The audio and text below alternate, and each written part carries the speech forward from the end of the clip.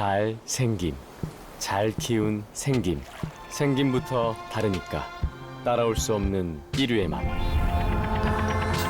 대한민국 1등 김. 동원 양반김. 비타민을 하나 주세요. 아, 천연 비타민으로 주세요. 천연. 이 작은 차이가 쌓이면 내 몸은 얼마나 달라질까요? 그래서 셀메드를 먹습니다. 천연 비타민 셀메드. 약국에서 만나보세요. 왜 그런 아침 있잖아요. 나 오늘 좀 괜찮은데? 하는 그게 매일이 되는 거예요. 좋은 잠이 쌓이면 보검씨 갈게요. 좋은 잠이 쌓인다. 에이스 침대.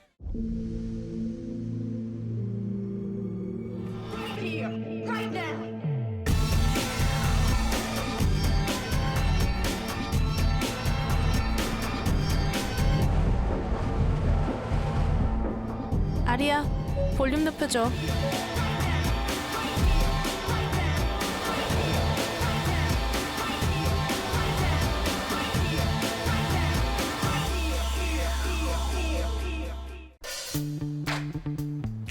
다들 노력만 하면 되는데, 열심히만 하면 되는데 왜 그걸 못해? 이런 말 지겹지? 알아. 노력하는 게 제일 힘든 거.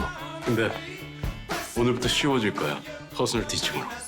이제 공부도 PT 받는 거야. 기억해. 퍼스널 티칭.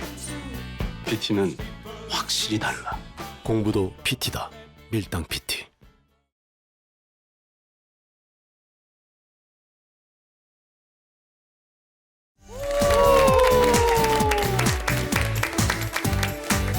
매일매일 건강을 저금합니다. 100세 시대.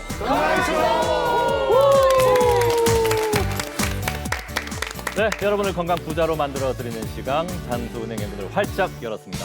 깜짝 놀라셨죠? 예, 이 은행장이 바뀌었습니다. 문근의 은행장이 완전히 바뀌었어요? 완전히 바뀐 건 아니고 100개 동안 한 번도 못 쉬었다 그러더라고요. 아유. 항상 녹화 마치고 오면 뭐 지들만 앉아 있고 나만 세워놓고 막 힘들었다고 해서 왜 이렇게 휴가가 투덜대지? 필요하구나. 그래서 잠시 보냈습니다. 그래서 잠시 네. 동안 제가 장수은행을 책임지도록 하겠습니다. 저도 이제 건강에 관심이 많은 나이거든요. 사실 저도 이제 아이새 키우면서 프로그램 많이 봅니다. 건강 정보를 많이 챙기는데 네. 주변에 너무 극단적인 부류들이 있어서 내가 이거 꼭 물어보고 싶었는데 네. 어떤 분은 제 후배인데 시간만 나면 병원을 가요. 네. 전화하면 링거 맞고 있다. 링거를 무슨 간식 먹듯이. 그 다음에 뭐 진료 받고 있다. 맞아. 바쁠 때 없어요. 그리고 저희 부모님은 정말 아플 때까지 정말 병을 키워서 맞아. 참다가 병원 가시거든요. 어르신들이 그래. 그래서 이거 쭉 보니까 우리 유찬 씨가 제일 젊은 것 같은데 혹시 어느 쪽에 가깝습니까? 저는 뭐 사실 이제 병원 갈 일이 그렇게 많지는 않아요. 뭐 조금 약간 으슬으슬하면 감기 기운이 좀 있으면은 자고 일어나면 이제 조금 낫는 느낌이거든요. 뭐좀 어려서 자주 가. 병원장님 돈 벌어야 될 거 아니야. 자주 가야지. 아 진짜 젊어서 잘 모르는데 저희 나이 때는 진짜 좀 속이 쓰리잖아요. 그럼 위염도 아니 위암인가? 기침 좀 나면 폐암인가? 걱정이 되게 많이 돼요. 좀 지나친데. 작은 것도 크게 키워서 생각하고 병원을 가게 돼요. 예. 근데 자주 가는 것도 그다음 나쁘지는 않은 것 그러니까 같아요. 뭐 물론 이제 병원 뭐 알리는 게 좋다라고 하지만 네. 주변에 보면은 그래도 적당해야 되는데 이게 지나친 거 분명 문제 아닙니까? 그렇죠. 사실 주위에 그런 분들이 참 많이 계시거든요. 네, 맞아요. 사실 자기 가족력이 그렇다, 혹은 이 증상이 개선이 안 된다. 네. 그래서 또 그런 옆에서 그러는 거예요. 다른 병원 가봐봐. 그럼 또 다른 진단 나올 수 있어. 이러니까 그렇죠. 여기저기 다니시는 거예요. 근데 이것도 그 우리 주치의를 믿어야 되는데 또 그렇지 않으면 이 불안장애처럼 건강 염려증으로도 빠질 수 있기 때문에 그렇지. 맞습니다. 주치의를 신뢰하시기 바랍니다. 네. 뭐 당연히 이제 건강은 염려까지는 괜찮은데 염려증이 붙으면 이건 좀 지나친 거 아닌가. 맞아요. 그 균형을 잘 잡아야 될 것 같습니다. 그래서 오늘 새로운 주치 5분이 오셨는데 이 5분들이 아마 여러분과 건강의 그 균형을 잘 잡아주실 것 같습니다. 네, 다 같이 환영합니다. 어서 오십시오. 오늘은요 선생님들께 가을이 오면 이런 주제를 좀 던져드렸습니다. 가을이 오면. 이 키워드가 누구 것인지 여러분 한번 맞춰보시기 바랄게요. 네, 빠밤. 그렇지. 네. 올여름 너무 더웠으니까 가을 오면 나 이거 하겠다. 분명히 계획이 있을 겁니다. 시원하네 벌써부터. 예. 자, 그럼 제가 하나씩 넘겨볼까요? 네, 가을이 가을이 오면 올가을엔 뭘 할까? 식도락 여행. 여기서 장준수 원장님이에요. 제일 장준수. 잘 드실 것 같아요. 네, 먹는 걸 장준수 좋아해. 원장님. 네, 먹는 걸 좋아해요. 아니구나. 식도락 장준수. 가을이 오면 아니에요? 권 원장님이에요? 식도락 여행을 떠나고 싶습니다. 제가 경상도 토박이라 전라도 여행을 거의 못 해봤는데요. 그래서 선선한 가을이 되면 가족들과 함께 즐거운 식도락 여행을 전라도로 떠나보고 싶습니다. 여러분들도 즐거운 여행 하시려면 관절이 건강하셔야 되겠죠. 힘내라 대한민국, 힘내라 관절 건강. 100세 시대 여러분의 관절 건강을 책임지겠습니다. 정형외과 전문의 권용진입니다. 다시 만나서 반갑습니다. 저랑 비슷한 것 같아요. 저도 이제 야구 중계를 오래 하면서 네. 광주에 네. 야구 중계 가면 그곳 음식 그렇게 맛있더라고요. 광주 홍어를 맛있죠. 보고 반해가지고 맛있죠. 저희 경상도에는 그런 맛이 안 나요. 네. 왜? 맛있어요. 맛있어. 제가 못 찾아서 그런 거예요? 부산 사람 아니에요. 왜 그래? 맛있어. 아, 이런 분위기구나. 아무튼 올해는 꼭 전라도 여행을 가족과 함께 네. 가시길 바랍니다. 자, 다음 분 올가을엔 이걸 할 거야. 사랑을 할 거야? 누군? 여기는 결혼 안 하신 분이 안 계신 것 아니 같은데. 장준수 원장이야. 왜 자꾸 왜냐면 장준수 원장님 애기가 이제 막 걷기 시작했거든요. 야, 근데 누구냐? 말을 하기 시작하면 아하. 가슴 두근거리거든요. 맞습니까? 장 원장님. 누구세요? 접니다. 아, 솔직히 제일 아닐 것 같았는데. 아니야? 이게 무슨 뜻인가요? 네. 두근두근 가을이 오면 산으로 들로 여행 계획, 나들이 계획 많이 세우시겠지만 한 가지 주의할 점이 있습니다. 바로 심장 건강입니다. 그 하트구나. 두근두근. 네, 환절기에 심근경색 발생률이 높아지기 때문입니다. 여러분의 심장을 튼튼하게 그리고 뭉클하게 만들어드리고 싶습니다. 늘 한마음으로 환자들을 생각하는 순환기내과 김민웅입니다. 환영합니다. 아, 저는 이 하트를 다른 걸로 오해를 했네. 그치, 우리 사랑이라 생각했는데. 그러니까요. 맞아요. 혹시 근데 문득 궁금한 것이 네. 사랑이 하트잖아요. 네. 사랑을 하면 이 하트의 건강도 좋아지는 건 맞습니까? 그렇죠. 네, 맞아요. 아, 그것도 과학적으로 증명이 됐나요? 네, 과학적으로 증명이 사랑을 됐습니다. 하면 된다. 아, 사랑합니다.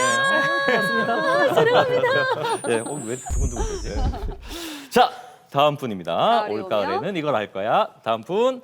그렇죠. 단풍놀이. 요거는 제가 알고 있습니다. 누구예요? 요거 장준수 원장님 아닙니까? 저 그래. 아니에요? 장 원장님 타깃이야. 또 아니에요 오늘? 아니, 제가 뭐야? 왜 도대체 저분이 안 누굽니까, 걸리네요, 단풍놀이? 오늘. 어느 분이죠?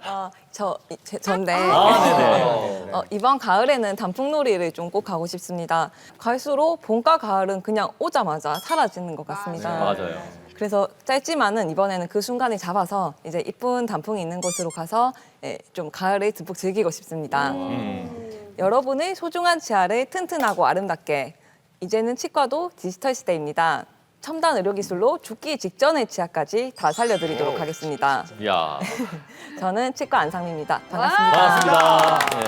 네. 저는 공감이 가는 것이 워낙 가을 짧잖아요. 그래서 네, 남들 맞아. 뭐 단풍놀이 갔다 왔다 너무 좋더라 같이 가봐라. 그때 계획 세우면 늦어요. 그렇지. 그렇기 때문에 그때 가면 다 떨어지기 때문에 가을 초입에 미리 계획 세우셔서 다녀오시기 바랍니다. 자, 다음 분. 자, 올가을이 오면 이걸 할 거야. 나 순간 대리기사인 줄 알았어. 이거 장준수 원장님 대리 아니에요? 만죠? 어느 분이? 아니 접니다. 또 아니에요? 제일 마지막이세요. 나서 서 있어. 아, 이거 참. 가을에 역시 단풍입니다. 네. 근데 제가 개인적으로 바빠서 지난 5년간 단풍놀이를 못 갔어요. 아하. 그런데 이 척추 질환으로 아파서 이제 고생하시는 어머님, 아버님들을 네. 이렇게 척추를 건강하게 해드려서 이분들이 단풍놀이 잘 갔다 왔다고 저한테 자랑을 하실 때 굉장히 대리만족이 되더라고요. 맞아. 저도 언젠가는 단풍놀이 갈 수 있지 않을까 네. 그렇게 생각을 합니다. 기대를 하는데 단풍놀이 잘 가려면 척추가 꼿꼿해야 되지 않겠습니까? 맞습니다. 척추 교정을 통해서 꼿꼿한 척추도 만들어 드리고 숨어 있는 1cm의 키도 찾아드리겠습니다. 당당한 척추, 당당한 인생 한의사 성진욱입니다. 네. 반갑습니다. 반갑습니다. 맞습니다. 예. 올해는 대리만족만 하실 거예요? 본인 가실 생각 없으세요? 그렇죠. 올해 꼭 한번 가보고 싶습니다. 가야죠, 가야죠. 가면 되죠. 두 분이 같이 따로 가시면 될 것 같습니다. 자, 마지막은 이제 뭐 장준수 원장님이죠. 자연스러운 캠핑을 가고 캠핑. 싶다. 가을은 원래 캠핑의 계절 아닌가요? 뭐 저는 사실 평소에도 캠핑을 굉장히 좋아하는데요. 사실 가을에는 이제 캠핑을 좀 혼자 가서 좀 사색에 잠기게 됩니다. 좀 가만히 생각해보면 그동안 이렇게 진료받던 환자분들도 떠오르고요. 또 제 마음도 좀 초심으로 돌아가서 진료를 다시 보는데 도움이 많이 됩니다. 환자분과의 소통을 1순위로 생각하는 의사, 여러분들의 척추를 단디 바로 세우는 신경외과 장준수입니다. 네.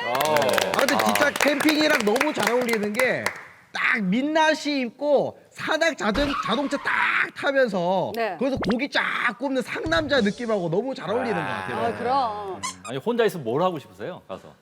혼자요? 고기 먹죠 뭐. 고기 먹는 거지. 먹는 거지. 먹는 뭐. 거죠. 비밀로 하겠습니다.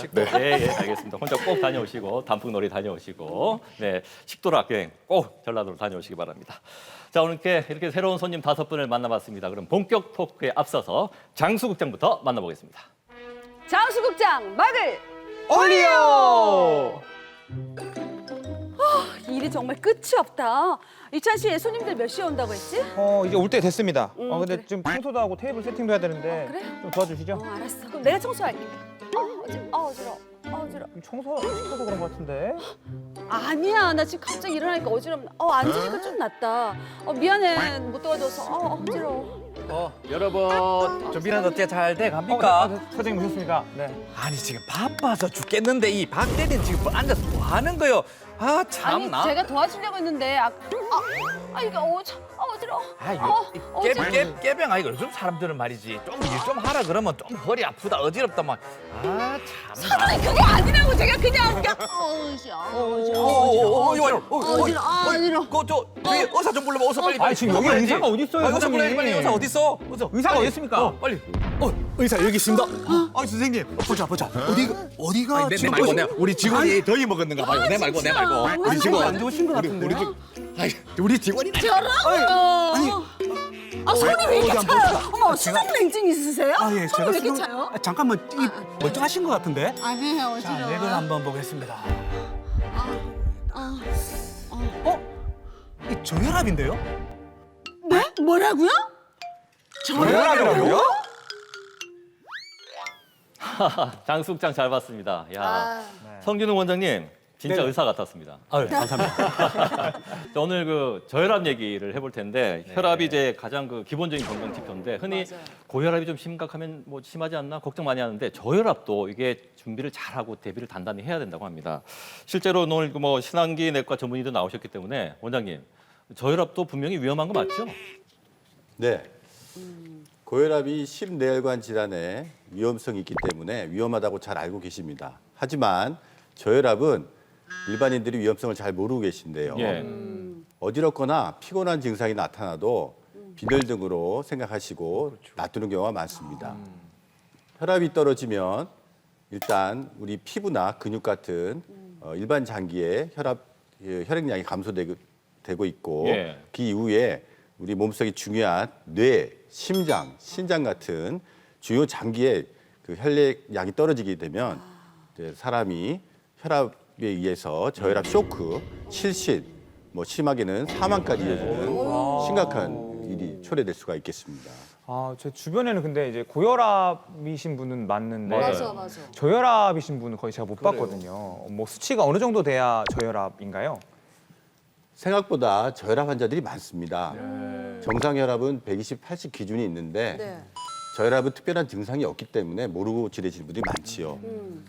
심장이 쿵 하고 수축기 그 충격이 일어났을 때 나타나는 수축기 혈압이고 120. 뒤의 숫자는 네. 반대로 심장이 이완되면서 심장벽에 충격을 주면서 생기는 이완기 혈압을 말하고 있습니다. 예. 일반적으로 수축기 혈압이 90, 이완기 혈압이 60 이하인 경우를 저혈압으로 정의하고 있습니다. 그 자리에 앉았다가 일어났을 때 삥 돈다고 하시는 분 저도 가끔 그러거든요. 그 병원 가보면 저혈압이라고 그래요. 그런 분들 많은가 봐요. 네, 맞습니다. 그게 바로 기립성 저혈압입니다. 아, 용어가 있네. 네, 기립성 저혈압은 그 말 그대로 이제 갑자기 앉았다가 아니면 누웠다가 일어섰을 때 예. 3분 이내에 측정한 혈압이 수축기 20 그리고 이완기 10 이상 떨어진 증상을 얘기하는데요. 이렇게 순간적으로 일어나다 보니까 머리 끝까지 혈액이 잘 오지를 못해가지고 발생하는 증상이고 특히나 시신경과 관련된 후두부에 혈액이 덜 도달하기 때문에 이제 갑자기 눈앞이 핑 도는 현상이 발생합니다. 네, 특히나 요새같이 날씨가 더운 여름에 자주 좀 발생할 수가 있습니다. 여름에. 아니 여름이라 그러면 제 생각에는 이 더운 여름에는 혈액 순환도 되고 오히려 그쵸. 추운 겨울에는 이게 막 수축이 되어서 그러네요, 그럴 것 같은데 예. 그 여름철에 더위를 먹어서 그러나 왜 더 어지럽죠? 예, 날씨가 덥게 되면 우리가 땀을 많이 흘리게 되죠. 네. 이렇게 우리 몸은 땀을 많이 배출하기 위해서 피부에 있는 혈관이 많이 확장이 되고 피부로 혈액이 많이 몰리게 됩니다. 그러면은 전체 순환 혈액량이 떨어져서 저혈압이 오게 되는데요. 저혈압이 오면 어지럼증이나 피곤함을 느끼게 되죠. 특히 노인분들이나 평소에 혈압약을 자주 드시는 분들은 더 많이 생길 수가 있습니다. 그렇다면 이제 저혈압이 생기는 원인 중에 혹시 나이하고도 관계 있다는 얘기인가요? 나이가 많으신 분들 잘 생기죠. 장수순 원장님. 네. 뭐 나이가 들어감에 따라서 실제로 이제 혈압 조절 능력도 떨어지고 자율신경계가 이제 조절이 되는 그런 어떤 장애들도 일어나기 때문에 네. 뭐 관련성은 있지만 꼭 그렇지는 않습니다. 우리가 이제 저혈압은 이제 원인에 따라서 한 3가지 크게 분류를 하는데 뭐 속발성 저혈압, 본태성 저혈압, 또 앞에서 설명드린 기립성 저혈압도 있습니다. 속발성 저혈압은 뭐 이제 대부분은 이제 심장인데 심장 이외에도 여러 가지 위장 간에 1차적인 원인이 있는 경우에 속발성 저혈압이라고 하고, 반대로 또 본태성 저혈압 같은 경우에는 특별한 원인이 없는 경우를 의미하게 됩니다. 우리가 이제 식사 후에 조금 나른해지고 식곤증. 네, 좀 어지러워지고 뭐 그렇죠. 그런 느낌, 네. 이것도 예. 일종의 저혈압인데요. 네.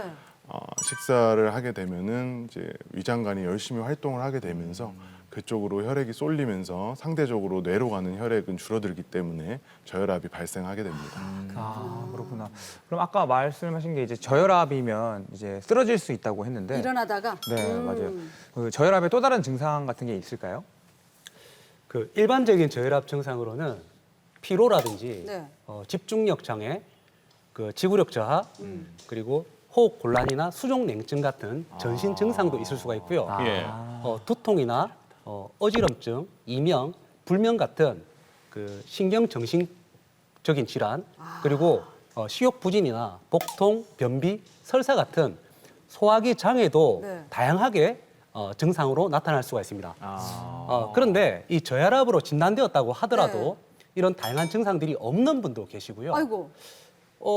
본인이 계속적으로 어지럽거나 계속적인 피로감을 느껴서 예. 빈혈이나 이 그렇죠. 저혈압이 아닌가 의심을 해서 검사를 해보면 빈혈도 아니고 혈압 수치도 정상으로 나타나는 경우도 많이 있습니다. 이게 문제야. 그죠, 증상이 증상이 별로 없으면 내가 그냥 빈혈, 그냥 어떻게 뭐 알아? 잘 먹으면 되겠지 예. 이렇게만 생각하고 병을 키울 수도 있는 거잖아요. 네. 그럼 내가 저혈압인지도 모르고 있는 거니까 이게 더 위험하지 않을까 싶은 생각도 들어. 어느 정도 위험해요? 실제로 저혈압이 있을 경우에 심혈관 질환 사망 위험을 최대 2.54배까지 높인다는 연구 결과가 있습니다. 그리고 저혈압이 되면 시신경으로 가는 혈액량이 줄기 때문에요.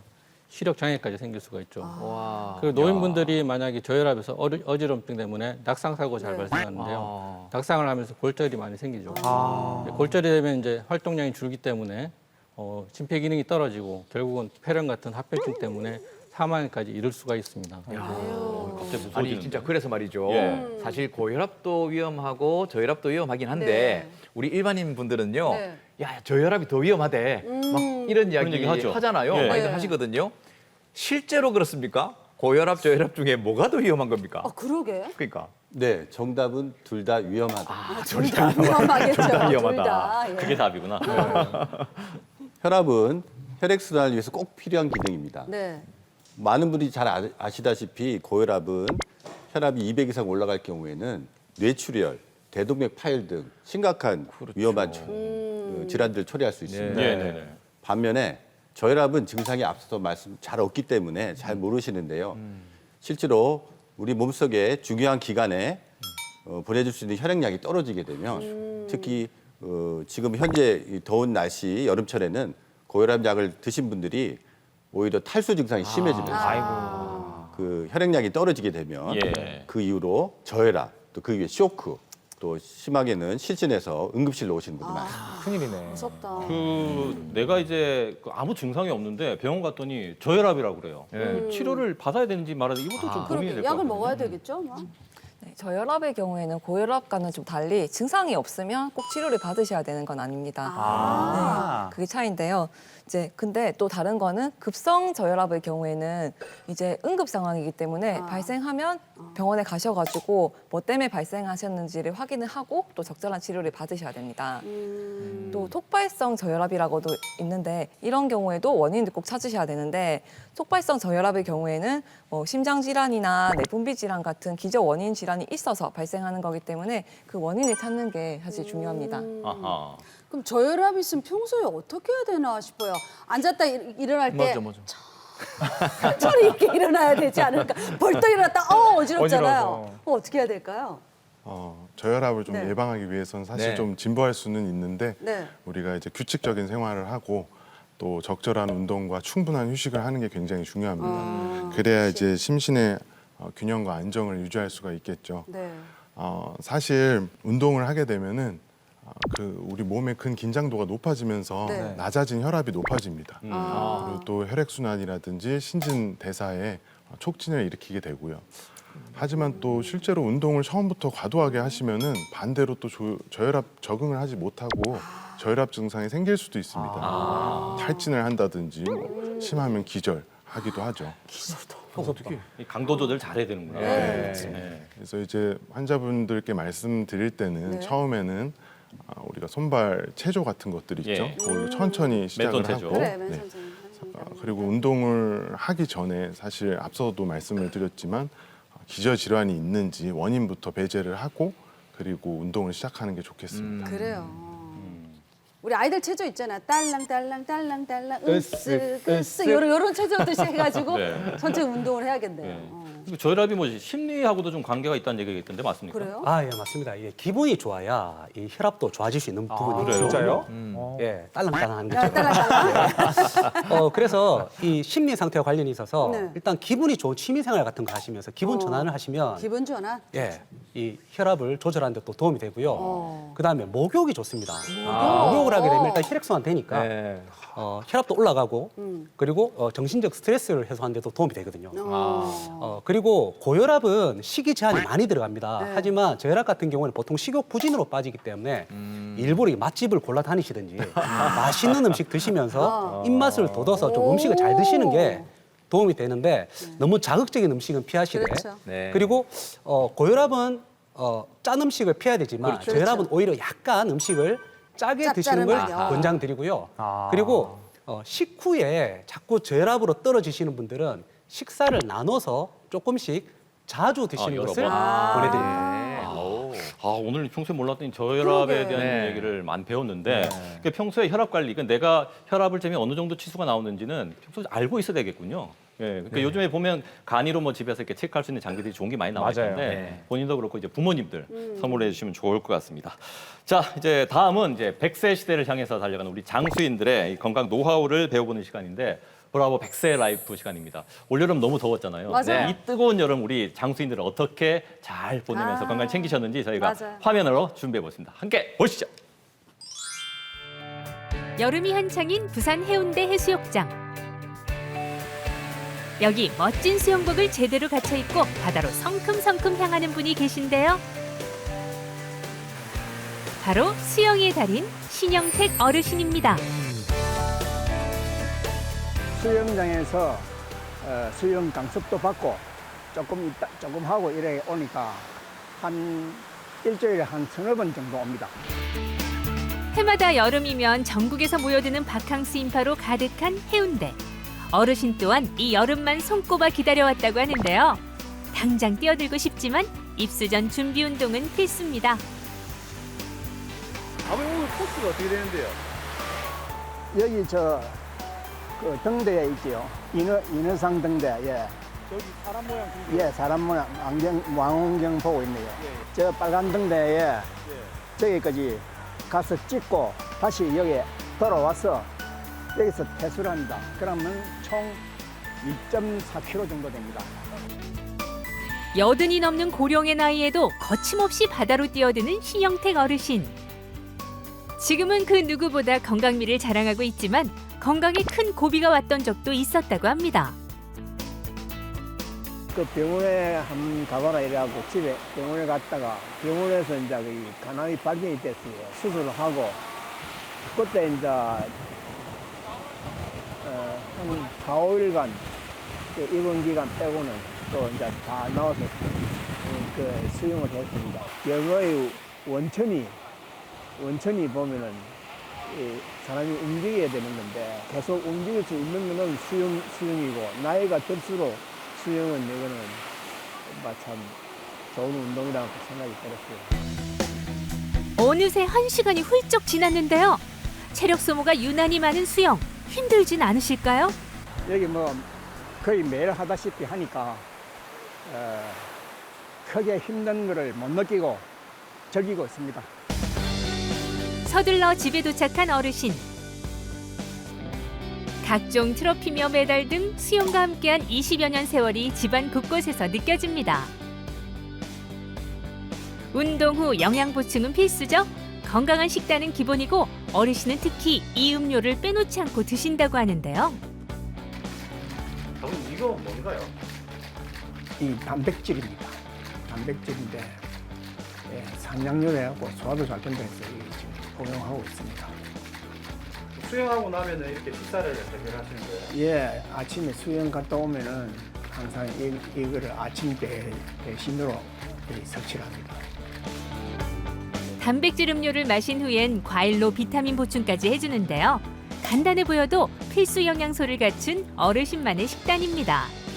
식사를 안 할 때는 이래 한 번씩 이렇게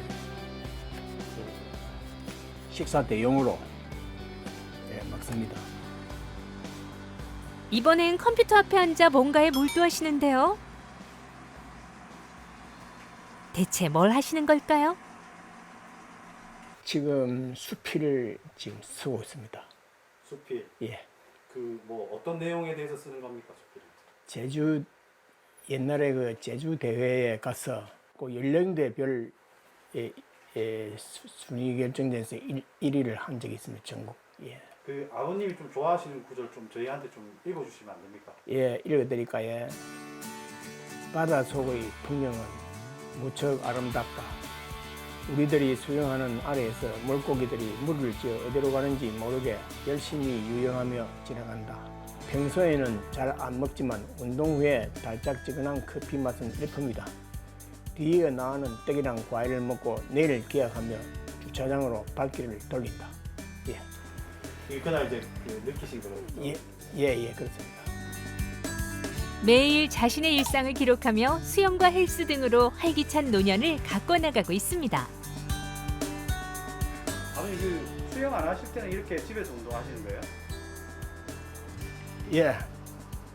이 아령은 30분, 40분, 100회 이렇게 하고 사랑이도 다니고 산책도 또 하고 이럽니다. 이번엔 반려견과 산책을 나섰는데요. 한순간도 헛되이 쓰지 않는 것이 어쩌면 그의 건강 비결이 아닐까 싶습니다. 평생을 그냥 지금까지 살면서 꾸준하게 그냥 운동을 해왔습니다. 꾸준히 운동하는 것도 좋지만은 즐기면서 지속적으로 운동을 하되 완전히 몸에 배이갖고 습관화돼가지고 그 시간 되면은 꼭 해야 된다 하는 그런 몸이 그렇게 말을 하는 거나 똑같습니다.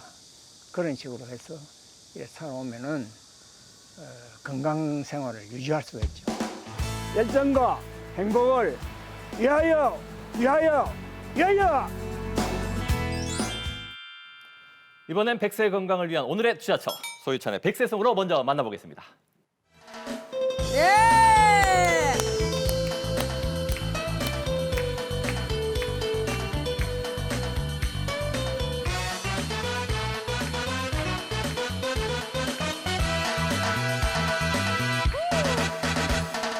발 아래로 번져가는 통증 손목 정중 신경 압박하고 자꾸 구부려 발꿈치까지 신경에 눌려버린 터널 아파한다고 저려 온다고 컴퓨터 작업 본사형으로 내 발을 사로잡는 병 터널 터널 터널 터널 손목 터널 증후군 터널 터널 터널 터널 발꿈치 터널 증후군 이제 가벼운 수술을 통해 영원히 발 건강 지켜 터널이야. 터널에선 속도를 줄이세요. 그 터널이 아니야. 발꿈치 터널이야. 그럼 수술하세요.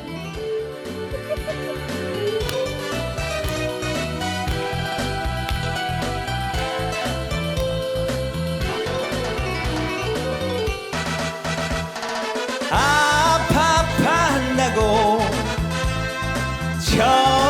저려 온다고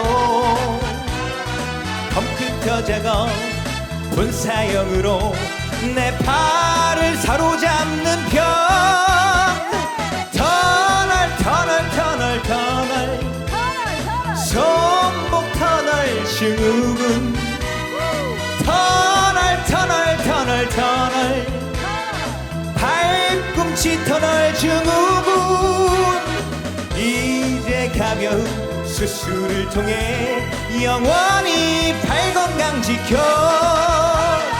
터널 터널 터널 터널 손목 터널 증후군 터널 터널 터널 터널 발꿈치 터널 증후군 이제 가벼운 수술을 통해 영원히 발 건강 지켜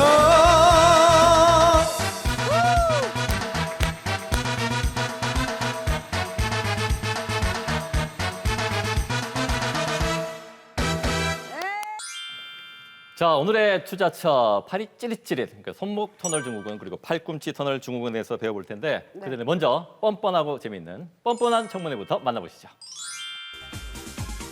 찐이 넘는 동안에 난 한 번도 널 잊은 적 없고 찐이 나가. 이름 건영 찐이.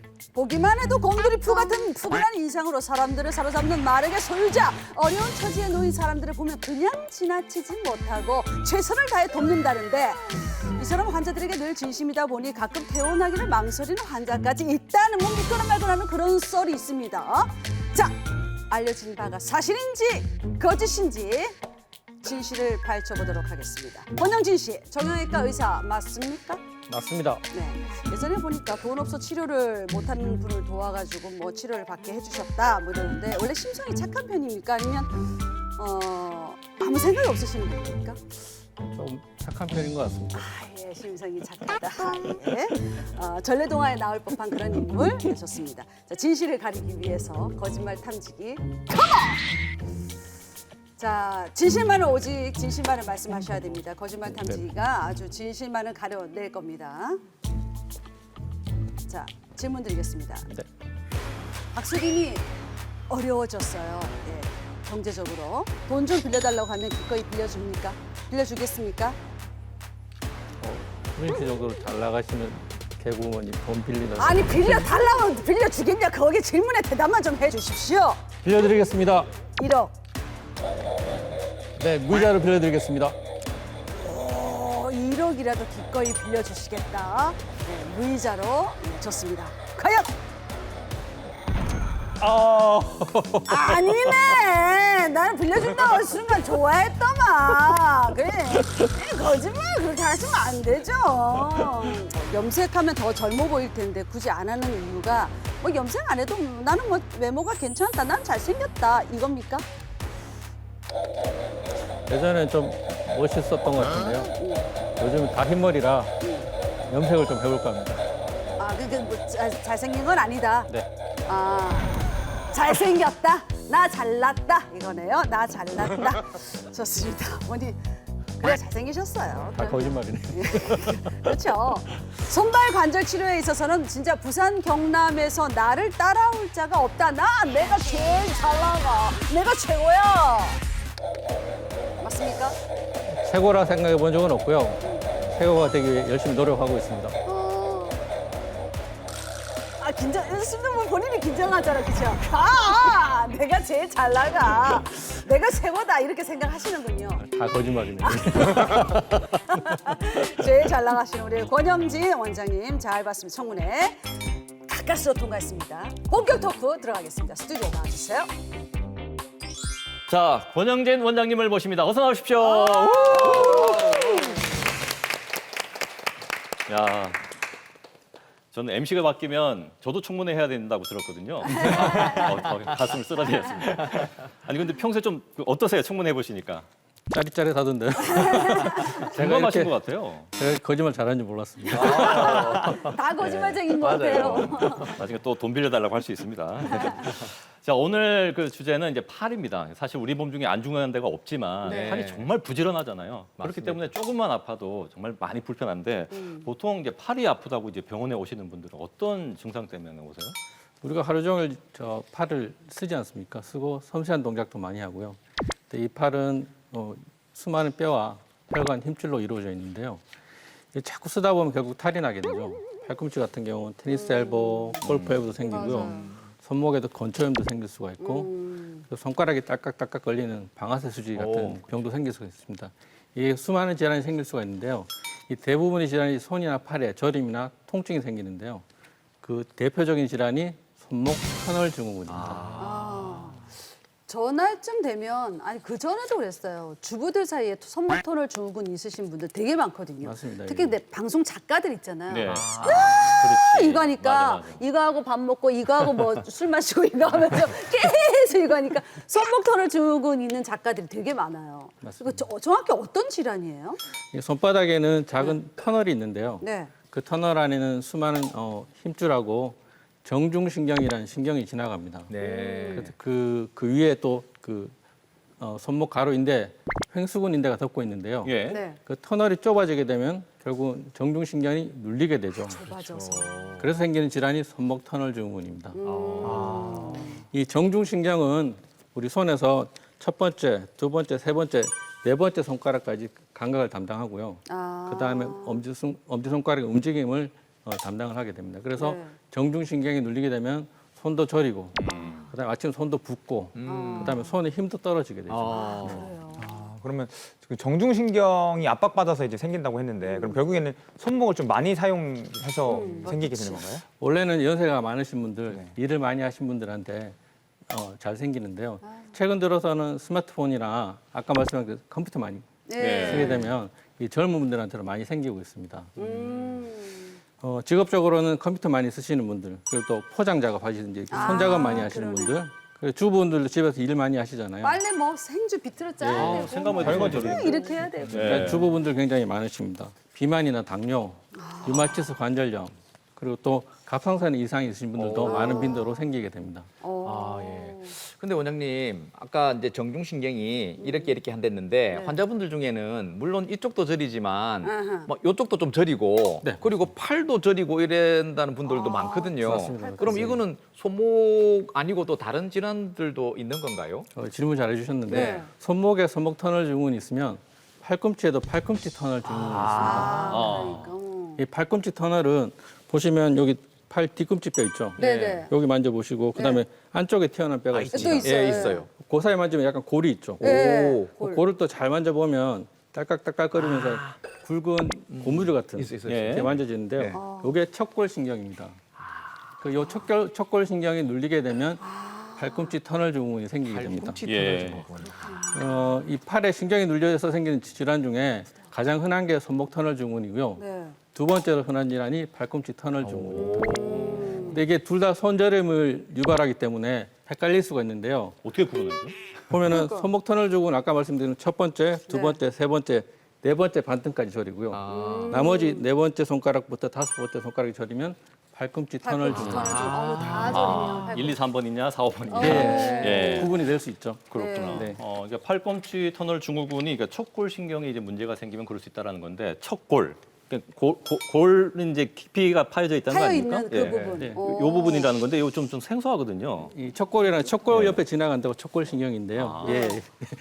근데 척골 신경은 좀 생소하기도 하죠. 네. 이게 뮤지션, 음악가 신경이라는 별명이 있는데요. 음악가들이 이제 악기 연주할 때, 네. 피아노나 바이올린 같은 거 연주할 때 섬세하게 손을 쓰지 않습니까? 네네. 우리가 악기를 연주하거나 젓가락질 할 때, 안 그러면 미세한 손작업을 할 때 가장 많이 쓰는 게 척골 신경입니다. 그리고 아까 말씀드린 것처럼 척골 신경은 4번째하고 5번째 손가락 기능을 담당하고요. 또 이게 집을 때, 엄지, 검지로 이게 물건을 집을 때, 네. 그다음에 기능을 담당하게 되고 손가락을 쫙 펴거나 접을 때 쓰는 네. 근육을 담당을 하게 됩니다. 그럼 팔꿈치 터널 증후군이 딱 걸리잖아요. 그러면 증상이 여기부터 아파요? 아니면 손가락이 저림부터 먼저 오는 건가요? 좋은 질문 하셨는데 팔꿈치 터널 증후군이 생기면 팔꿈치 통증부터 생기는 게 아니고요. 네. 손가락부터, 새끼 손가락부터 저립니다. 손가락부터. 예. 저리기 시작해서 이 저림 증상이 타고 내려오는 거예요? 타고 위로 올라가게 되죠. 올라가는 거예요? 예, 올라가게 되죠. 근데 초기에 치료하면 금방 좋아지는데요. 이게 치료를 제대로 안 하면 저림이나 통증이 너무 심해서 잠을 못 잘 정도로 심해지게 되고 결국은 심해지면 손가락하고 손등의 근육이 다 빠집니다. 예, 뼈만 남게 되고 제일 심한 경우는 4번째 손가락하고 5번째 손가락 이렇게 변형이 돼서 안 펴지는 갈기손이라고 그러죠. 갈기손 변형이 생기게 됩니다. 평소에는 보면 이게 물건을 짚거나 이 섬세한 손 동작을 못 하기 때문에 일상생활이 굉장히 불편합니다. 쉽게 볼 게 아니군요. 그렇게 해야겠네. 그럼 이 팔꿈치 터널 이제 요게 원인이 손목 터널 증후군이랑 이제 똑같은가요? 비슷한가요? 쉽게 설명하면 손목 터널 증후군은 손목을 많이 써서 생기고요. 팔꿈치 터널 증후군은 팔꿈치를 많이 써서 생깁니다. 팔꿈치를 구부렸다 폈다 작업을 많이 하시는 분들 잘 생기는데요. 또 하나는 어렸을 때 팔꿈치에 골절이 돼서 팔이 이렇게 변형이 되신 분들 있죠. 네네네. 그런 분들 보면 척골이 이렇게 당겨져서 긴장이 돼서 생기는 경우가 있고요. 그다음에 팔꿈치 터널에 아까 척골 신경이 들어가 있다 그랬는데 네. 척골 신경이 제자리 안 되고 자꾸 빠지는 탈구되는 경우가 있습니다. 그렇게 되면 척골 신경이 자극이 돼서 또 팔꿈치 터널 증후군을 일으킬 수가 있습니다. 네. 근데 우리가 원장님 그 터널 이야기하셨는데 그러면 손목에도 터널이 있고 팔꿈치에도 터널이 있으면 발목에도 있고 다리에도 터널이 다 있는 거 아닌가요? 터널 있겠네 진짜. 질문 잘 하셨는데 네. 손목에 손목 터널이 있으면 팔꿈치 터널이 있죠. 네. 그럼 발목에도 발목 터널이 있습니다. 아 그래요. 오 예리했어요. 그럴 줄 알았어요. 네. 내측 복숭아뼈를 만져보면 그 밑쪽으로 쏙 들어가 있는데요. 네. 거기가 터널을 이루고 있는데 그 터널 안에 또 힘줄하고 신경이 지나갑니다. 거기 지나가는 후경골 신경이 눌리게 되면 발하고 발등, 발목이 저리게 되고 화끈거림을 느끼게 되죠. 이 발목 터널 증후군이 생기는 원인은 최근에 발목을 접질렀다든지 외상이 있거나 또는 갑자기 최근에 일이나 운동을 열심히 했을 때 네네네. 안 그러면 비만이 되면 또 터널이 좁아지거든요. 네네. 안 그러면 또 터널 안에 물혹이 있을 때 신경을 누르면 증상이 생길 수가 있습니다. 그럼 터널부터 정리하면 터널이 이제 팔, 발목. 네. 다른 데는 더 없습니까? 많습니다. 더 많아요? 많구나. 이거 터널 공사를 많이 했네. 알겠습니다. 오늘 이제 팔꿈치 통증에 좀 집중하면 우리 흔히 이제 뭐 테니스 하시는 분, 뭐 테니스 엘보, 또 골프 워낙 많이 하시잖아요. 골프 엘보. 이게 대표적으로 이제 빼놓을 수 없는데 이것과 말씀하신 그 터널 증후군하고 연결이 될 것 같기도 해요. 그게 차이가 있나? 사실 그 팔꿈치 통증이 제일 많은 게 테니스 엘보하고 그 골프 엘보죠. 네. 이 테니스 엘보는 바깥쪽에 있는 힘줄에 염증이 생겨서 바깥쪽이 아프신 거고요. 골프 엘보는 안쪽에 있는 힘줄에 염증에서 안쪽 내측이 아픈 겁니다. 근데 골프 엘보 같은 경우는 내측이 아프기 때문에 아까 말씀드린 팔꿈치 터널 증후군하고 헷갈리는 경우가 있는데요. 골프 엘보는 그 팔꿈치 힘줄에 염증이기 때문에 통증이 시작이 팔꿈치에서 시작이 되고 팔꿈치 터널 증후군은 새끼 손가락 저림부터 시작되는 게 차이점이 있습니다. 이게 손가락이 저리냐 저리지 않느냐에 따라서. 그럼 이 손목이나 그럼 팔꿈치 터널 증후군 이거를 좀 아프다가 좀 괜찮으니까 또 병원을 안 갔어. 그럼 방치를 했어요. 그럼 이거 어떻게 되는 거예요? 손목 터널 증후군하고 팔꿈치 터널 증후군은 아까 말씀드린 것처럼 신경이 눌리는 질환이죠. 네네. 이 신경은 우리 몸에서 회복이 제일 느린 조직입니다. 그래서 이걸 초기에 치료 안 하게 되면은 신경이 오래 눌리게 되면 회복이 잘 안 되죠. 그래서 손에 저림 증상이 영국이 남거나 아까 얘기한 것처럼 갈기 변형, 이렇게 손 변형도 그냥 영구적으로 남을 수가 있습니다. 그래서 조기에 치료하는 게 굉장히 중요하게 되겠습니다. 알겠습니다. 자, 이제 환자분을 만나볼 텐데 이분은 이제 평생 동안 손목을 쓰신 일만 하시다가 이 통증을 앓고 계시다가 이제 그래도 평생 이 고통에서 벗어날 수 있는 수술을 하셨어요. 지금은 이제 괜찮아지셨다고 하는데 화면으로 만나보겠습니다. 수술 후 퇴원을 기다리는 최분희 씨. 한 달 전까지 심한 손저림으로 일상생활이 힘들 정도였다고 하는데요.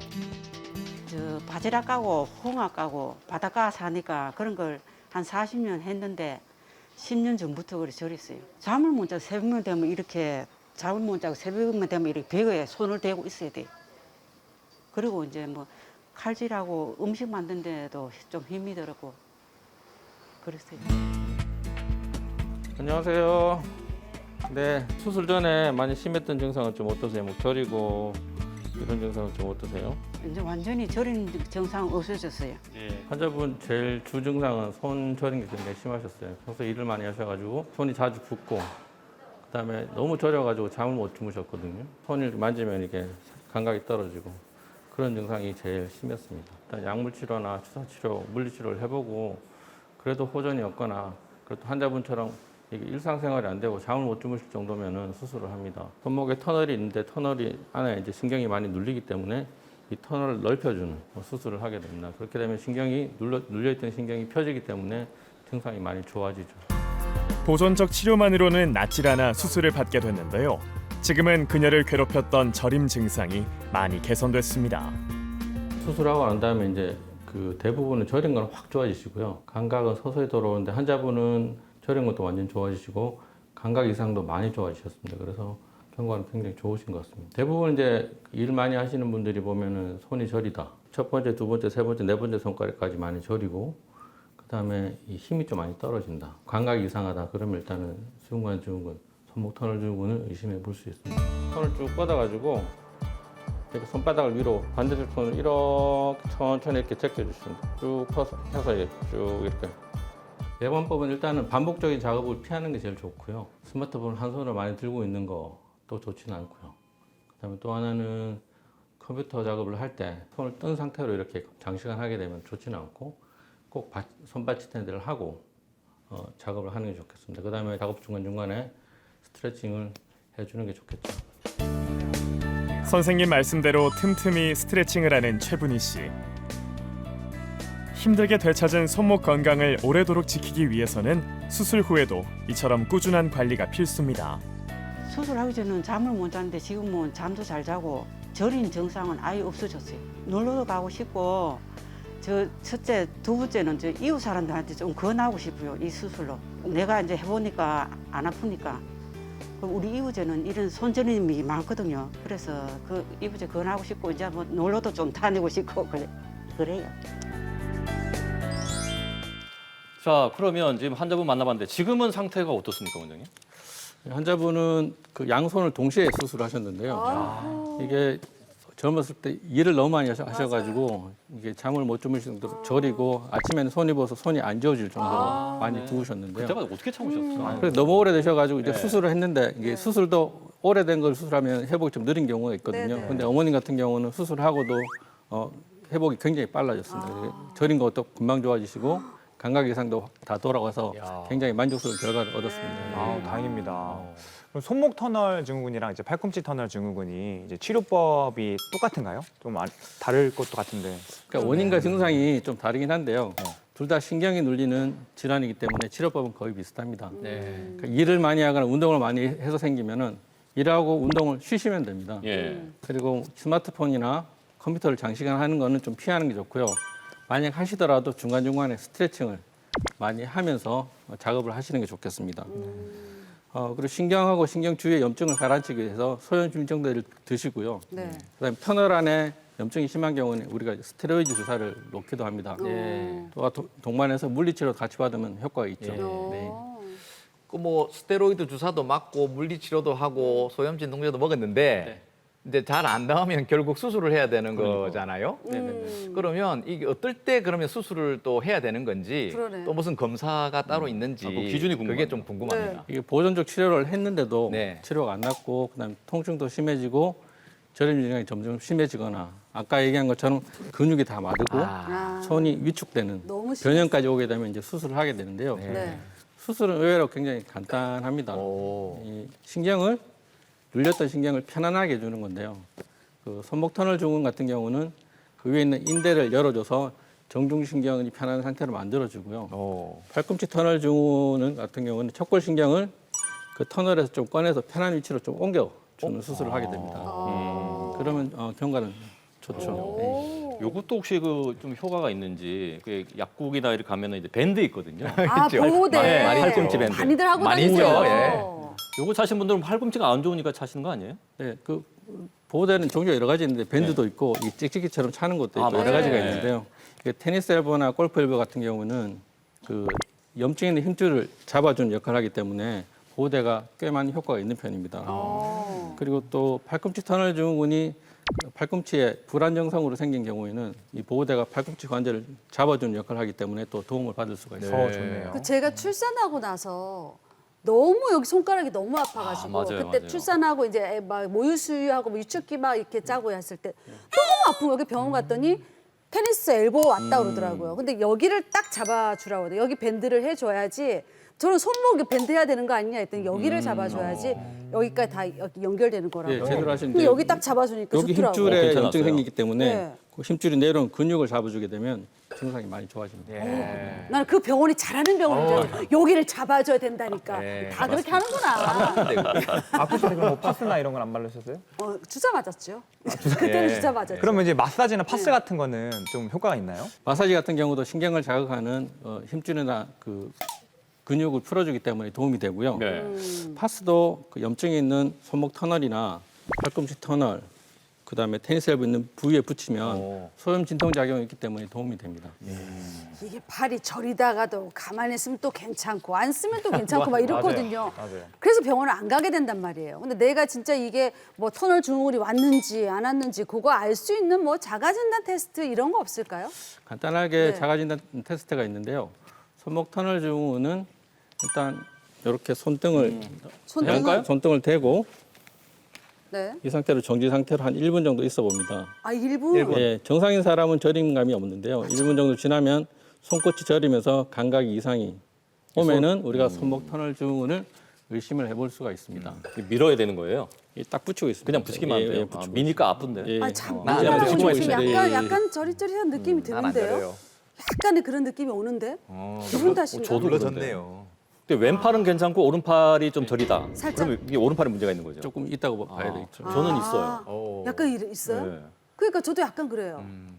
아, 어떡하지? 1분 동안 해봐야 되네. 요 방법이 하나 있고. 예, 예. 또 팔꿈치 터널 같은 경우에는 팔꿈치 터널 아까 위치를 보셨죠? 네. 거기에 대고 손가락으로 탁탁 쳐봅니다.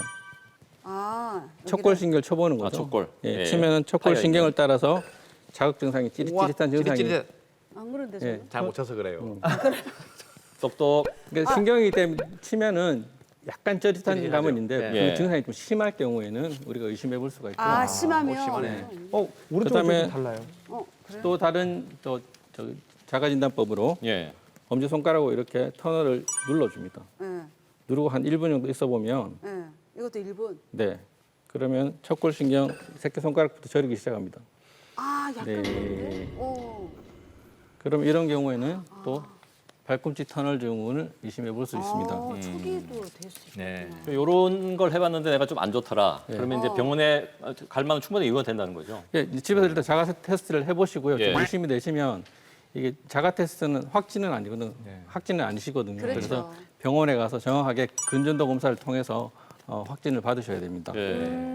전 진짜 오른손이 찌릿해서 제가 이거 뭐 안 믿을지 모르겠지만 설거지를 매일 많이 합니다. 아, 그래요. 남자들도. 식구가 6명인데 오, 멋져. 설거지 이 동작을 많이 하거든요. 네. 아, 예, 빡빡 밥그릇. 닦으시는구나. 가능성이 있습니다. 이게 여기에 회전이 많이 되니까 그렇죠. 오른손만 아프더라고요. 그다음 또 하나 좀 중요하게 생각해야 될 게 이게 저림 증상이기 때문에 목 디스크하고 꼭 감별을 해야 되는데요. 네.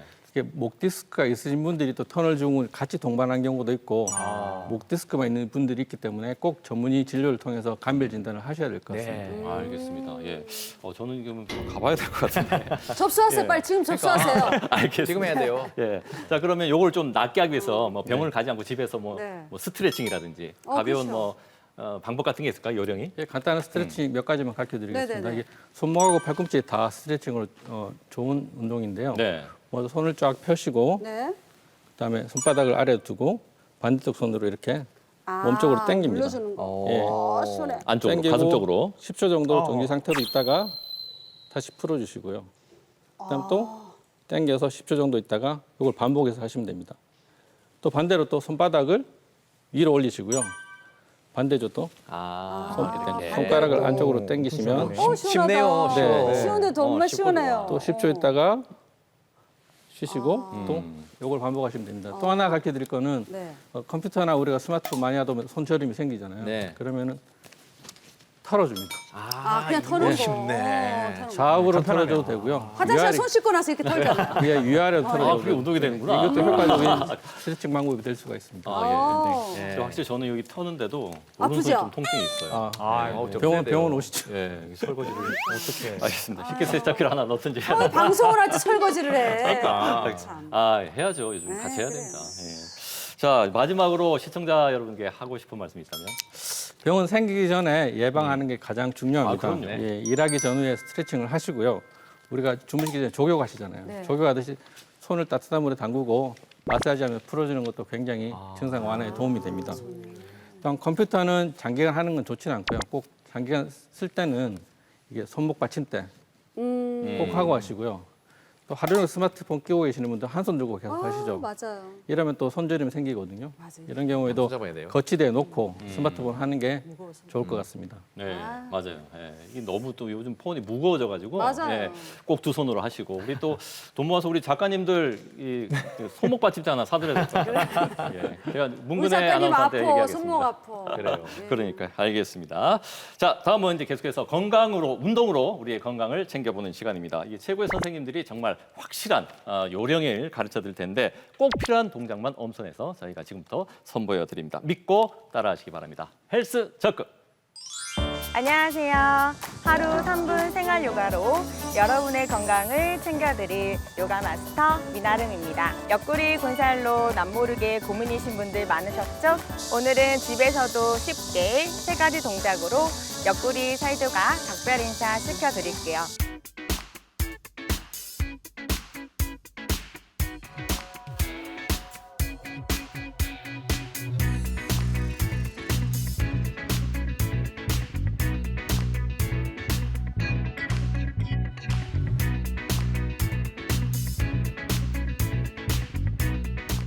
자, 무릎으로 서서 왼다리를 옆으로 뻗어 볼게요.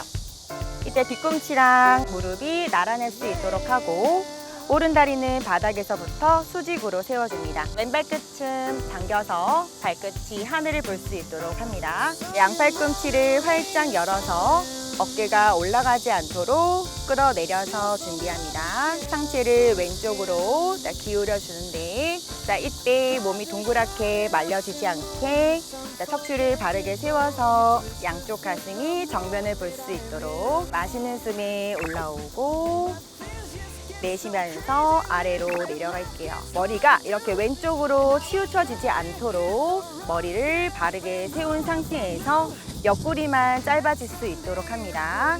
다시 마시면서 올라오고 깊이 내쉬면서 더 깊이 아래로 내려가 볼게요.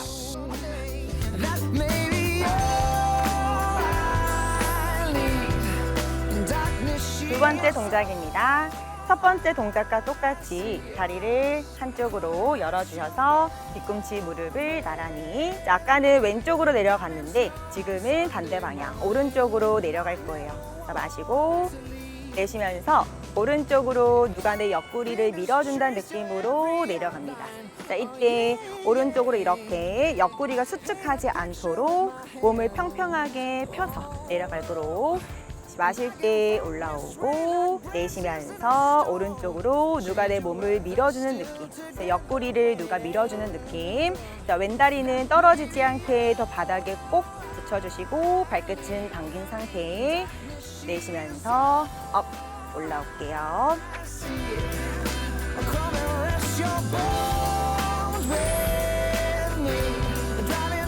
이전 동작과 마찬가지 하체 정렬은 똑같습니다.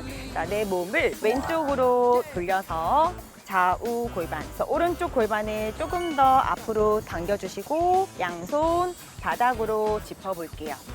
자, 이때 바닥 짚기가 힘드시면은 양손 허벅지 위를 짚으셔도 좋습니다. 자, 내쉴 때 내려갈 수 있는 만큼 내려가는데 등이 동그랗게 말리지 않도록. 자, 등이 말리시면은 상체를 조금 더 세워서 가슴을 눌러 등을 펴서 유지. 조금 더 가능하시면 손바닥 짚고 팔꿈치를 접어서 내려갈 수 있도록 여기서 3초 정도 호흡합니다. 마실 때 배가 나오고 내쉴 때 배가 들어가면서 옆구리를 쥐어짜듯이 유지할게요. 좋습니다. 자, 마실 때 상체를 일으켜 내쉬면서 정면으로 돌아옵니다.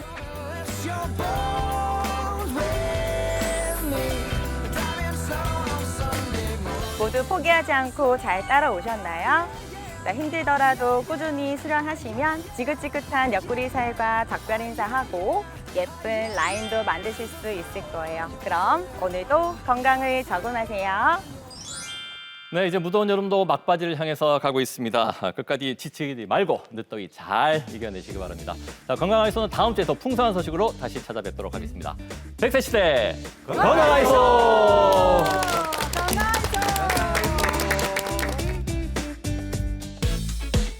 프로그램에 참여하신 분들께는 사운스반 데코 호텔에서 숙박권을, 자연주의 키라니아에서 천연 성분 염색제와 기능성 샴푸를, 메디오로에서 여성들을 위한 퍼퓸 미스트를 드립니다.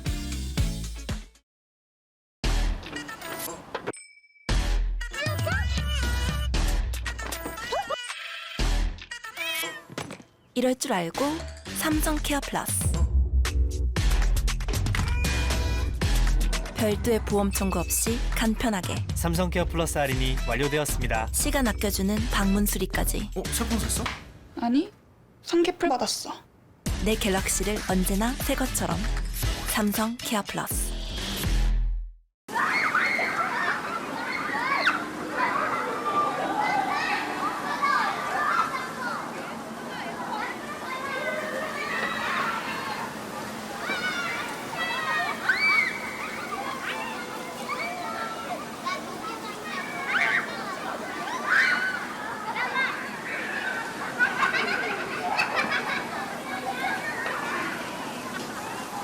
KCC 건설 스위창.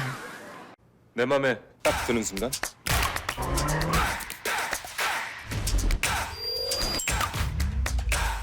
조지아 크래프트를 딱 만난 순간